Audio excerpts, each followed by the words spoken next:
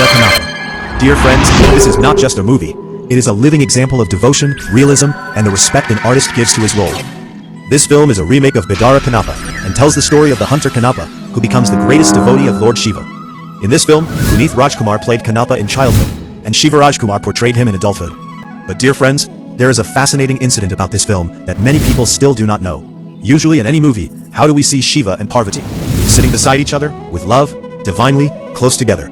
But in Shiva Mecchida Kannappa, something feels different. Yes, Dr. Rajkumar as Shiva and Geetha as Parvati, even though they appear in the same scene, they seem to sit slightly apart from each other. Many people may not notice this the first time, but those who observe carefully begin to ask one question: why is this? No friends, there is a real incident behind this. One day, a scene of Lord Shiva was being filmed. For Shiva's costume, a snake ornament had been prepared. As usually done in movies, they had brought a rubber snake.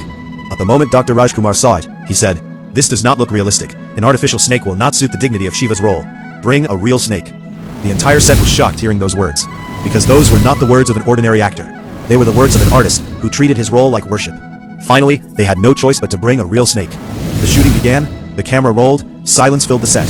Everyone's eyes were fixed on Dr. Rajkumar. Rajkumar dressed as Lord Shiva. Wearing that real cobra around his neck, he acted with such calmness and courage that people watching felt as though Lord Shiva himself had descended before them.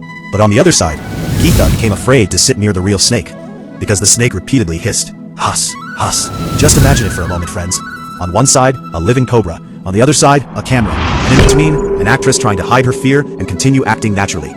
That is why in many scenes of the film, Geetha appears to sit slightly away from Shiva.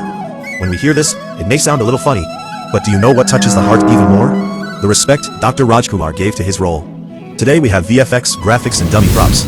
But in those days, if a great actor risked even his life for realism, that was not just acting, that was penance.